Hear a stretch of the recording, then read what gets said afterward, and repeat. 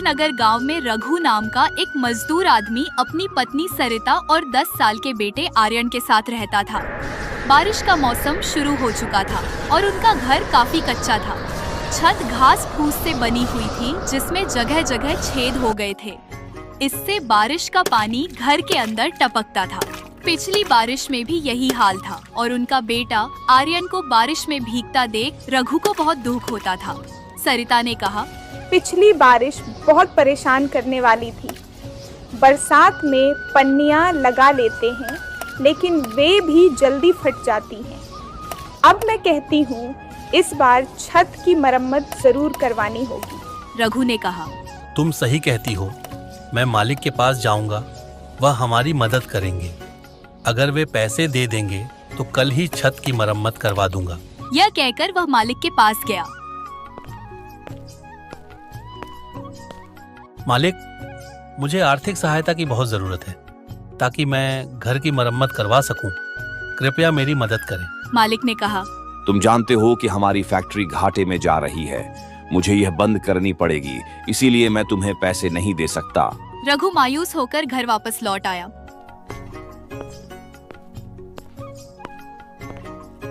उसने सरिता से कहा, मालिक ने मना कर दिया है, काम भी छिन गया है।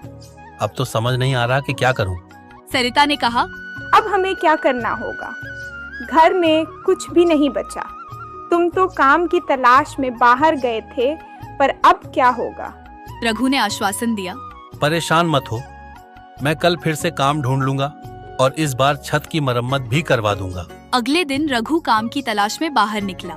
उसकी नजर एक गोदाम पर पड़ी जहाँ काम की तलाश थी। उसने वहाँ काम की बात की लेकिन वहाँ उसे कोई जगह नहीं मिली। वह और जगहों पर काम ढूंढता रहा लेकिन किसी जगह पर भी उसे काम नहीं मिला। वह सोचने लगा, दिन खत्म हो गया, अब घर जाकर सरिता से क्या कहूँगा।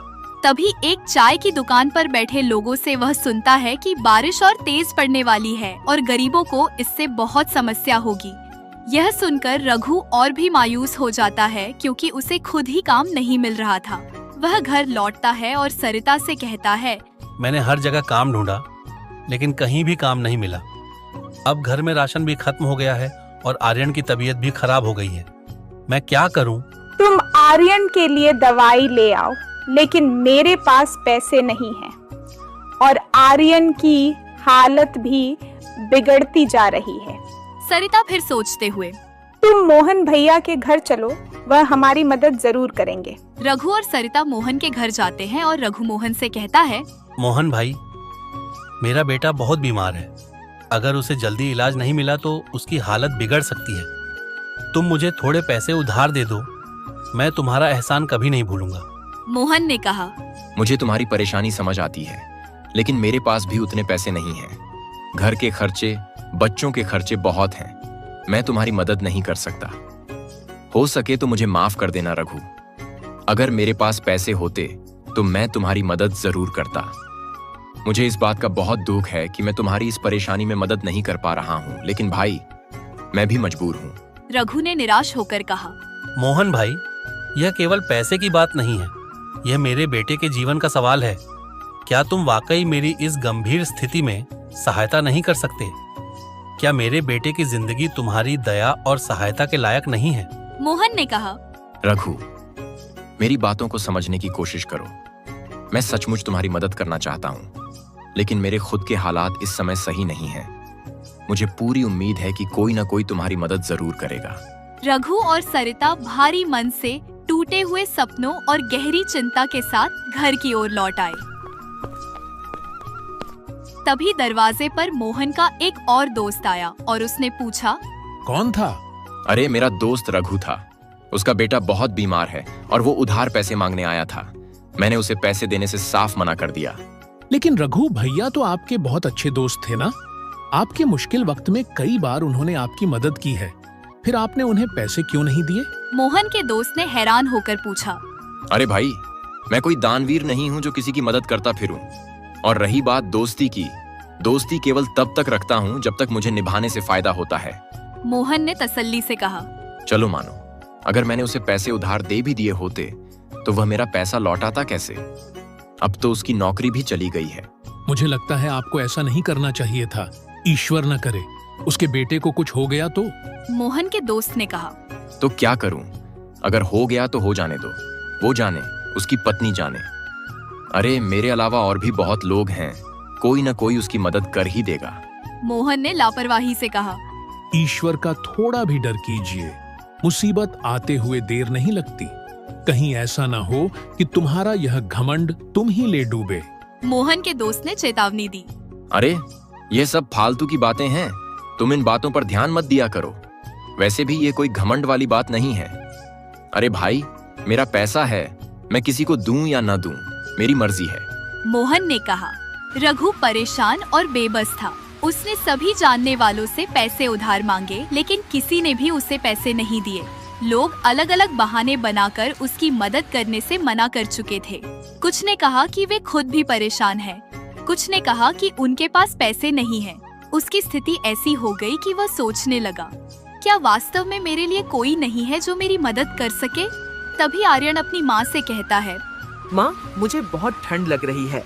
ठंड से मेरा पूरा शरीर कांप रहा है। कुछ करते क्यों नहीं? आर्यन की आवाज में दर्द था।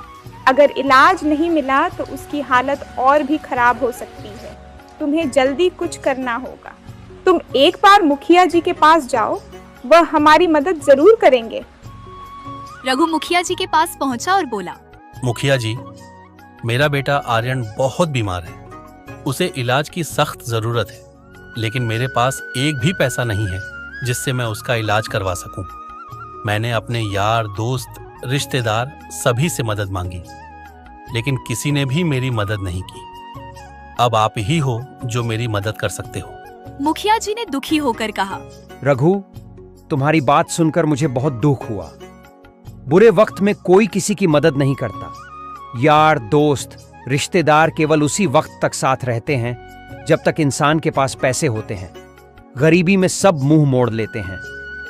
लेकिन रघु, मुझे यह कहते हुए और भी ज्यादा दुख हो रहा है कि मैं तुम्हारी मदद नहीं कर सकता। तुम तो जानते ही हो, इस बार की योजना में अभी तक सरकार ने एक भी रुपया नहीं दिया। गांव में जो भी छोटा मोटा काम हो रहा है वह सब मैं अपनी जेब से करवा रहा हूं। मेरे ऊपर दुनिया भर का कर्ज हो रहा है और गांव वालों ने एक नया धंधा और बना लिया है। मुंह उठाए पैसे लेने आते हैं जैसे उनका बाप रख गया हो। मुखिया जी ने कहा। मुझे माफ करना रघु, मैं तुम्हारी मदद नहीं कर सकता। मुखिया जी ने निराश होकर कहा। रघु अपने घर की ओर निकल पड़ा और सोचने लगा। आज लोगों ने साबित कर दिया है कि कोई भी किसी का अपना नहीं होता। बुरे वक्त में तो कोई भी किसी का साथ नहीं देता। वह यही सोच रहा था कि अचानक उसे बहुत तेज चक्कर आए और वह जमीन पर गिर पड़ा। वह बेहोश हो गया। उधर से एक भला आदमी आ रहा था और उसने रघु को बेहोश देखा। उसे रघु पर दया आ गई। अरे, ये तो बेहोश है। इसकी हालत तो बहुत गंभीर लग रही है। मुझे इसे यहाँ पर छोड़ना नहीं चाहिए। ये बेसहारा और कमजोर है। वह आदमी रघु को उठाकर ले गया और उसकी खूब सेवा की। कुछ ही देर में रघु को होश आ गया। यहाँ मैं कहाँ हूँ?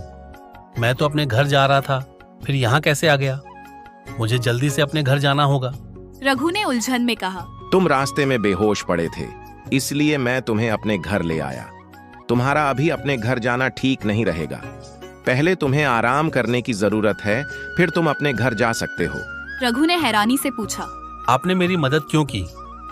आप तो मुझे जानते भी नहीं हो, फिर भी आपने मेरी मदद की। मुझे अपने घर ले आए और इतने अच्छे से ख्याल रखा। देखो भाई, जीवन में केवल खुद की मदद करना ही काफी नहीं होता है। हम सब एक दूसरे की मदद के लिए हैं। जब कोई इंसान परेशान हो तो हमारा फर्ज बनता है कि उसकी मदद करें। हो सकता है कि तुमने अब तक लोगों के बुरे पहलू ही देखे हों, लेकिन मैं मानता हूं कि अच्छाई भी इस दुनिया का हिस्सा है। उस आदमी ने समझाया। सच में, क्या आपको नहीं लगता कि लोग सिर्फ अपने फायदे के लिए ही जीते हैं और दूसरों की परवाह नहीं करते, चाहे वह जिए या मरे? उस आदमी ने मुस्कुराते हुए कहा। हाँ, कुछ लोग ऐसे भी होते हैं, लेकिन हर कोई ऐसा नहीं होता। कुछ लोगों के अंदर अच्छाई भी होती है। वैसे तुम बेहोश कैसे हो गए थे? तुम्हें देखकर ऐसा लगता है जैसे तुम्हारी हालत कुछ अच्छी नहीं है। उस आदमी ने पूछा। रघु ने सारी कहानी बताई और कहा, मेरे बेटे आर्यन बीमार हैं। मेरे पास एक भी पैसा नहीं है जिससे मैं उसका इलाज करवा सकूं। मैंने सभी से उधार मांगे, लेकिन किसी ने भी मेरी मदद नहीं की। मैं आखिरी उम्मीद लेकर मुखिया जी के पास भी गया था, लेकिन उन्होंने भी मना कर दिया। वह आदमी दुखी होकर बोला, तुम तो बड़ी मुसीबत में हो। अब तक तो तुम्हारे बेटे की हालत और भी खराब हो गई होगी। तुम एक काम करो, जल्दी से घर जाओ और अपने बेटे का इलाज करवाओ। वह भला आदमी रघु को बहुत सारे पैसे देता है और कहता है, इन पैसों से तुम अपने बेटे का इलाज करवाओ और जो पैसे बचें उनसे अपने बेटे और पत्नी के लिए गर्म कपड़े खरीदना और छत की मरम्मत भी करा लेना। और जो पैसे बचें उनसे कोई कारोबार शुरू करना। जब कभी तुम्हारे पास पैसे हों तो मुझे लौटा देना तुम। मेरे लिए किसी भगवान से कम नहीं हो। मैंने देवी देवताओं का नाम सुना तो जरूर है, लेकिन कभी देखा नहीं था। आज मैंने देख लिया। आपने एक अनजान आदमी की इतनी मदद की, इसका एहसान मैं जिंदगी भर नहीं भूल सकता। रघु